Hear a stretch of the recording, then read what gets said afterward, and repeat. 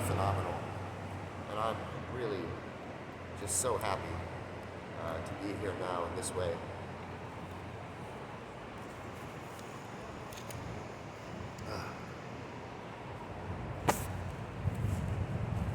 Yeah, really amazing chord shapes, really amazing beauty. Guess we're running out of battery. Did you shut off the video or did it cut out on me? It ran out of storage. It cut out already? So I was saying some things and they weren't hearing it, and I thought they were, but they weren't. And so it was like this beautiful, amazing feeling to viewers that weren't viewing it, and it just kind of makes me feel like an idiot, you know, kind of like an ignorant, like, oh, I was doing this thing, like this beautiful thing, but I actually wasn't. And so I thought I was, but I wasn't. And so that's an odd feeling in a weird chord shape, you know. I'm still in this really beautiful place, but to observe that right here now in the moment makes me feel like, oh, why wouldn't somebody just tell me, oh, it ran out? Because you could just say that to me. I mean, it's not like I have to continue speaking to a wall just because we ran out of battery. No, I mean, it's all right. You can tell me I'm an intelligent human being, that even though I'm channeling consciousness, it's not going to hurt me for you to give me an intelligence that directs me to be more efficiently in alignment with what's actually occurring within the moment, what was occurring in the moment was the battery had died. And so I could have sunk to that transference in energy as the moment did, but I didn't. The moment changed without me. But you knew about it there behind the camera, and then you even brought something to me to continue the video channel, but missing the part in which I thought was possibly there. And so now I'm talking to you about it, and this is a huge line of dialogue that maybe not be unnecessary in some manner, but obviously it is necessary because we're unaware of whatever line of focus is being brought through in this information transfer right now, and I'm doubting it and wanting to go away from it because we were in that really beautiful place of pure consciousness, and we still are, and everything is equal in every way, and we don't need to judge anything that we have to say. But it's okay to break the channel and focus. You see how far we've broken now because you didn't want to break it a little bit before? We're way far now. I mean, how many minutes have we gone into talking about this? And it's on video. It's going to be there forever. We're going to be able to remember this, and the whole world can remember this little thing that's just like being able to communicate, use our voice, and just say, oh, hey, the battery died. Not a big deal. I mean, maybe you're afraid I'll be upset or don't interrupt me, but I'm talking to people on a video. I'm not like, talking to some guy, on the street. You're like coming up and you're not here with me or something. Like, we're here together. I'm talking to you too. But now you're not listening either because you're getting the camera to set up the camera so that people can listen, and you have that dual focus going on, and that's okay. But I could just be on the up and up. And we can both be there together, like, oh, okay, I'll wait for you to get to the camera, and we'll go back into it. We'll talk about how the battery stopped. But now I'm talking about how the battery stopped, but I didn't know about it stopping, and so I kept talking and said a lot of things and I don't know where we stopped anymore, so I don't know where to pick up from. I can pick up at the beginning of that conversation now to make sure we don't miss anything, or pick up where we left off. I mean, it'd be cool if it stopped, kind of just before that. But if it didn't stop just before that, then I don't know, because we did actually get a kind of cool channel through there. We kind of brought it to a really amazing synchronicity and flow, brought a lot of full circles with a lot of the other videos as well. And so this video was kind of a video that made me feel really happy or boastful or just prideful or proud or confident or sturdy, or I don't know. It made me feel really good, because I was like, oh, okay. We've been doing these videos for a little bit. Then we had that one video yesterday to where I was like, I don't know really where we're going. I don't really know if we're on a good focus. And then we had a video last night that was phenomenal and really greatly focused. Even you mentioned it. And then I was like, okay, well, what are we going to do to, continue a good focus or keep something that's actually a benefit, so we're not hitting redundancies to where, people are watching me for hours and hours without having like potent benefit in every little tidbit, hopefully, And I do see that from certain realms of focus, everything that I'm doing is of a great benefit to somebody who can see from, certain realms of realization. But I want it to be beneficial for every level of realization, so that it's, whatever it is. And I'm sure that it is in some way, in some manner, as all things are. And even this little bit of information I just said in the manner that I did, in a very mundane kind of manner, matter-of-factory way is also a beautiful thing to realize for any level of focus. So it's beautiful, everything we're saying. But yeah, I just, wonder, what it was that you stopped at. But I just think it's silly as well that, you could say whatever you want. You could break in and let me know where we are. There's times that you walk away and you don't tell me if we're rolling or not, and I don't know if we're still rolling or if we've stopped. And so I'm like, all right, am I still talking to somebody or am I not? I mean, I really can just, talk to myself. That's no problem. I guess if I was talking to myself, I might talk about something different, but it's most likely I would stay pretty similar to the same line I was just on previous. But sometimes it does change pretty abrupt and go here, there, and everywhere. I mean, if it didn't feel so centered and balanced right now with what it is that I'm saying, I would have probably tried to change the flow back to what we were saying previously. But it seems that this be somewhat necessary because everything that comes to me and you, or really me and any other individual, and maybe just everything in life, just comes to a lack of ability to communicate ourselves authentically in the moment, precisely when it comes upon ourselves. We have some realm of hesitation or doubt or fear, insecurity, or anything that happens, or overcompensation that causes a force and too much of a quickness, or whatever it is that allows us to lose the precision of the moment and the syllable structure that's just there naturally provided to us quite effortlessly. And so because of this, it caused a clog in the channel. And eventually we're going to talk very more into this, so I'm happy this comes up, to where we're moving at this rate of speed, but then something here that was moving at that rate of speed decided to stop and veer. And so now we're over here, and something else is happening over here, veering, and then we're trying to bring it back, because that being wants to be here with us, but we have this whole thing that didn't occur. We've got this weird clenching, and now that we've reconnected, we have that clench because they went this route. And so for us to reconnect correctly, we have to go through this weird clench together now. And I was so straight thing, so I'm like, oh, that's weird. Or they were on the straight thing, or however it is. But we have to try to figure that out, and we have some weird thing, Eventually, we can get there together no matter what. As you can see, the mudra of the hand there. I wasn't really sure if we reconnect correctly, but eventually, everything can work together and allow itself to, come into a good synchronicity and chord structure. That was scary to me too, to go into such a weird dissonant view in the line and actually allow my hand gestures or my mudra patterns to actually follow that, knowing how amazingly precise I like my energy to be in balancing. Like, holy shit, is this actually going to work out good for me? Oh man, but it did, so thank goodness what I said was true. So just comes back into the groove no matter how we lead it. It can feel strange though. So once we do that, we kind of have to go for a little bit. We can't just immediately rest in a place where we think we're right. We got to now bring it back. We went that place. And for me, it kind of feels sad. I'm like, oh shit, why did I have to show them with the mudra patterns of my hands? I'm like, come on, bro. I like my hands being all steady and stable where they're meant to be. This reminds me of times in the past where I felt like my hands weren't connecting correctly, and that brought me into some really amazing channels and phenomenal showings of energy, and it was all because I did something that seemed to be out of balance, but it brought me into a really amazing balance. So you could say it was out of balance, or that it was just the thing that kicked me into a new thing that brought me into a really amazing place that was necessary, but I wouldn't have been able to know how to get there unless that happened. And that's kind of like what we were going into before. And so I'm glad we finally hit that original channel. It does kind of feel strange still, it's okay. Not a big deal. We'll just keep doing this funny stuff for a while, All right, what do we got? How are we going to line ourselves back up, We just keep following the flow. That's what we do. We keep following the flow. We don't give up. Just keep moving forward. Keep moving forward. Keep moving forward. Oh shit. Oh man. Oh, it's okay. We bounced in. Oh yeah. That's it. Yeah, come on. Go get it. I learned this getting head this morning. Oh yeah, come get it. There we go.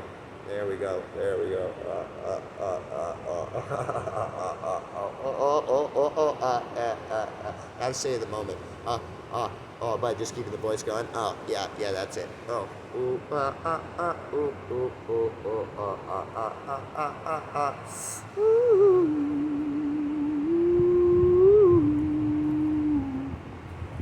This is good. This is working out. All right. Whoa. Oh. Ah, ah, ah, ah, oh, yeah.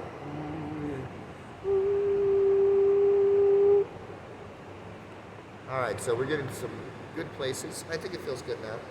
So, and it's kind of a little maybe more easier to. You could let that go. You don't really have to go all the way through it like that, like I did. But maybe you do. I don't know. I mean, I obviously I did.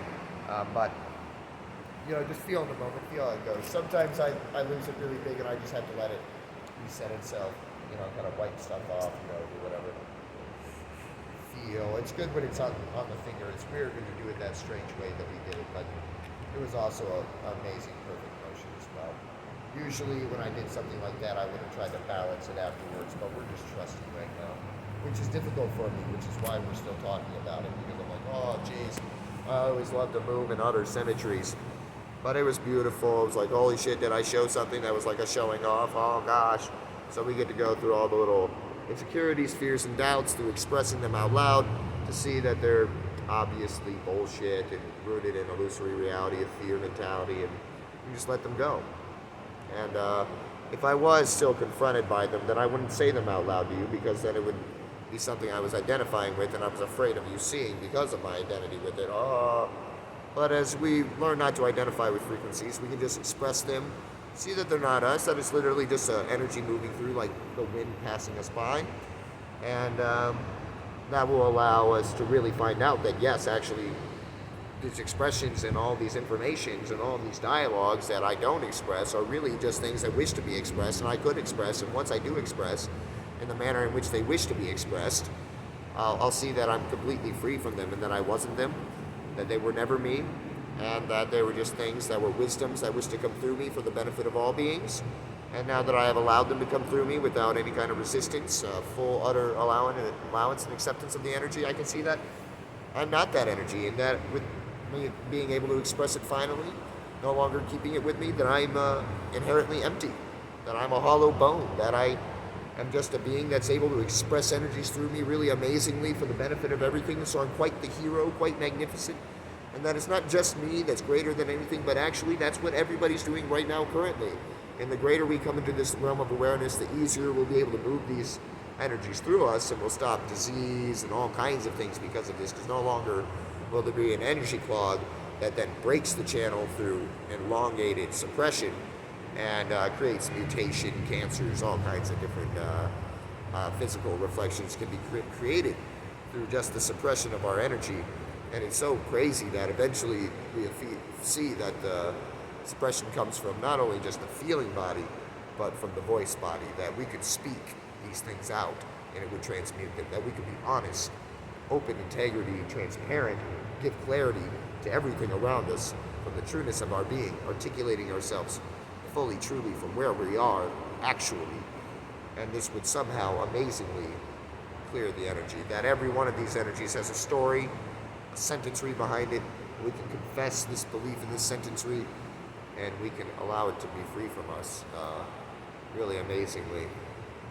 Now, this process can be quite long if you start this right now. That's the reason I always support the implementation of medicine ceremony and maybe the help of others. But really, I think that finding a way to do it in a good way with yourself and having a sacred fire with you to hold the space in a safe place, in a way of grace, would be probably one way to really bring you to really amazing places of self-sustainability in your consciousness, becoming your own teacher, your own guide, and really learning to work with yourself. But I have at times had other people with me that helped me and grounded me, and the moment provided those things for me. So when I was by myself, it was totally cool. And so when I finally did have somebody there that I needed to be there, they were there at the only time I was aware that they needed to be there. And so anytime that I've needed something, it was there.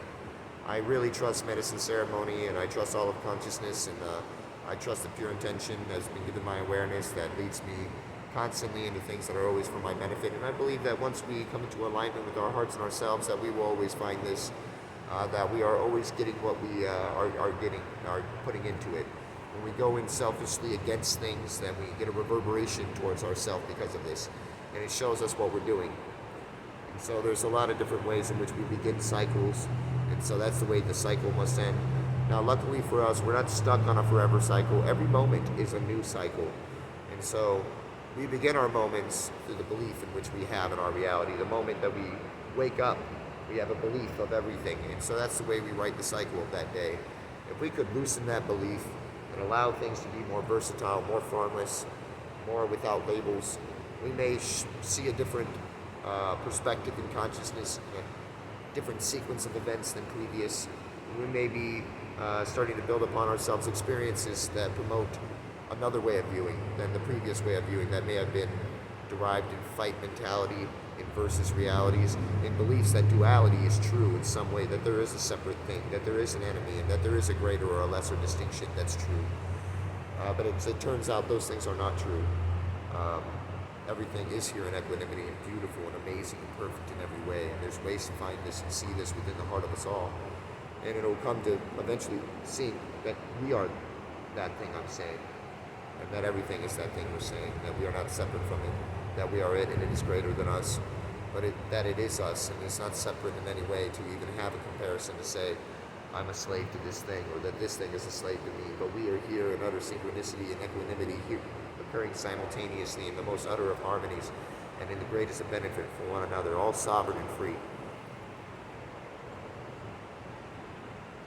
So in the last videos that we got cut off from in the other phone camera, we had brought this place to amazing full circle reality to bring in the layer of consciousness teaching that came through in a previous video previously about the original intention of the big breath or God consciousness, what could be maybe perceived to be the Father or whatever, really androgynous, and how its original intention and motion from the very beginning place in which it stretched out in all directions, all of its arms in all directions, its original intention was for itself and not against itself. And so this was coming into a discussion to really understand how everything is occurring and to understand why understanding the simplicity of consciousness can explain then much more accurately the complications within consciousness than trying to understand from complications simplicity.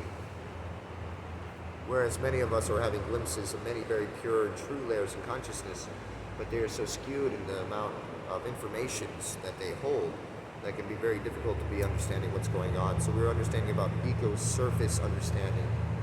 This guy grew up this way and he hates me because of this, or he did this because he's a piece of shit, or whatever the ego understanding is.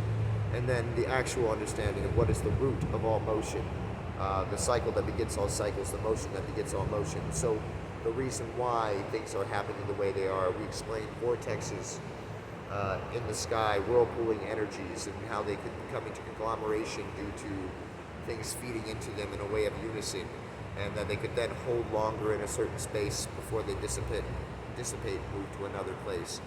And we're talking about many things in this vortexual toroidal field style chord structure that mirrors in a way the ocean, the waves of the ocean, the waves of the air around us. And we talked about kind of bringing into visualization these whirlpooling air as maybe able to see them in waves and bandwidths and textures of magnetic field lines and other structurings of this nature.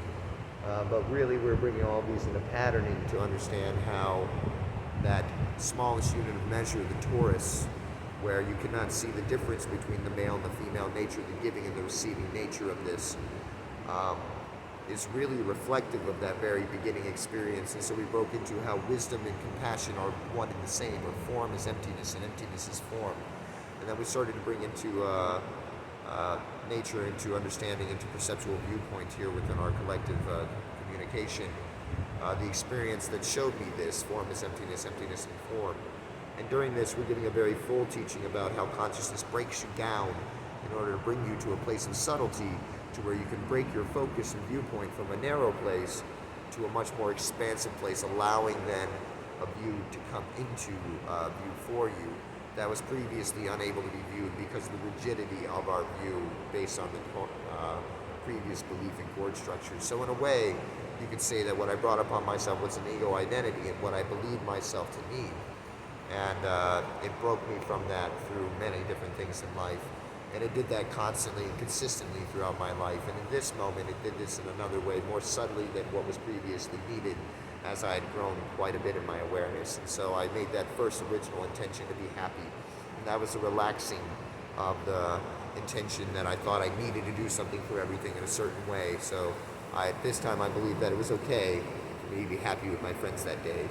And so I didn't have to go towards enlightenment. So I could release the focus of enlightenment in my great mission for all of consciousness, and I could just maybe be and exist in that moment. So this was a huge subtlety in the setting of this intention, as I thought very seriously and hypersensitively previously I must do for everything in this way, very strong, confident, very scared, very afraid, very insecure, very anxiety, very emergency style. So instead, this time I relaxed, knowing it was okay for me to say, be happy. And I knew all of consciousness was watching me, so this was, again, a huge, and watching me like here is existing on top of me, and so really, really watching me like, on my face. So it was a big relaxing that caused the ability to say, the intention to just be happy that day. Now, this began by bringing me into a greater place of subtlety as I talked to you about the possibility of motion.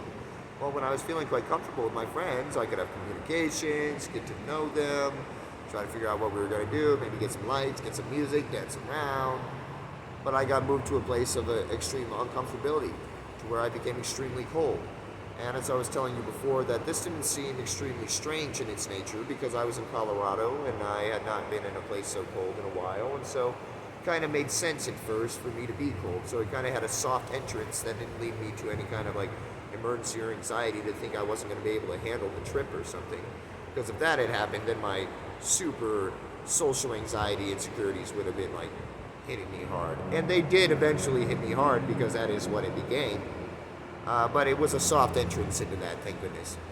Kind of a nice, smooth, elegant transition into the bandwidth, which was going to be one of the most powerful experiences of my life to that date.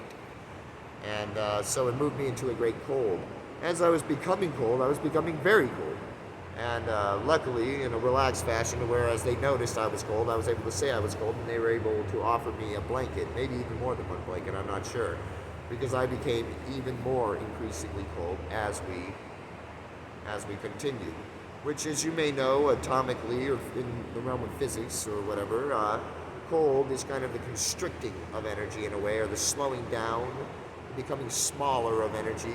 Heat is very expansive, and this is more things coming closer collected. So you can imagine on the atomic structure of my frequency, the quantum of my reality, I was becoming smaller and more subtle in my nature. Not having so much moving energy, but becoming quite tiny. Even though there was a great shaking and shivering as I was becoming smaller and smaller, this also shaking and shivering to me was a big reflection of the shaking of my geometries to mold themselves into a greater tightness, like get them closer and closer together, in which to keep whatever heat was left, and also to symbolize what's happening with cold, smaller and smaller, smaller and smaller, more and more compact, more and more compact, more and more compact. And so this was becoming for me.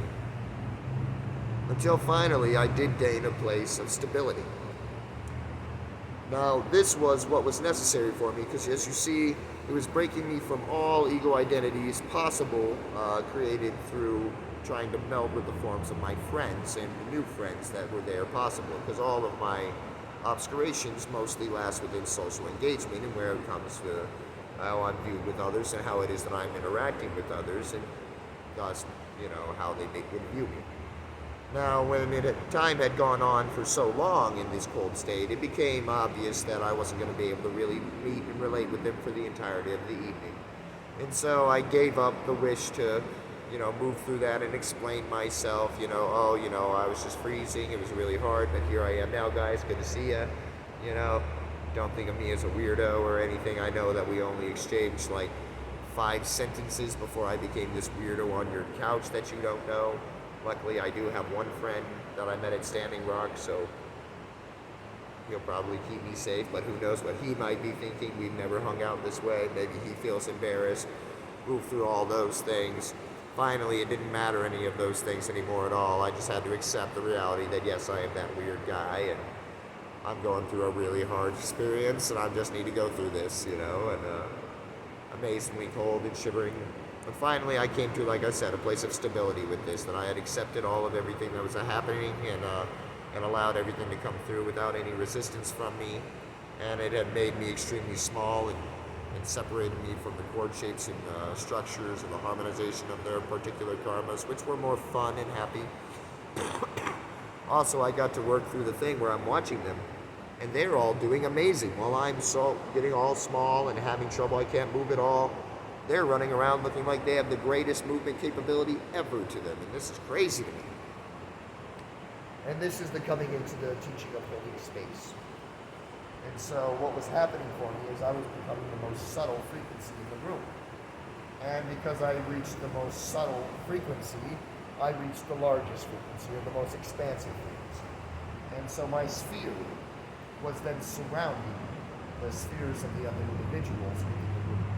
And them being within my sphere, a lot like the sun and its magnetic field surrounding our solar system, shielding the solar system from radiation from other solar systems or star systems, and thus allowing life to exist within its sphere. And also then the Earth shielding us from radiation from the sun and allowing us then life within their spheres.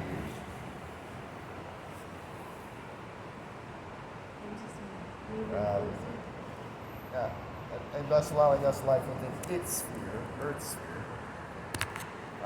Shielding us from the extra radiation from the sun. Also, then, was I doing this for this medicine ceremony? Now, my sphere of awareness surrounded their spheres of awareness.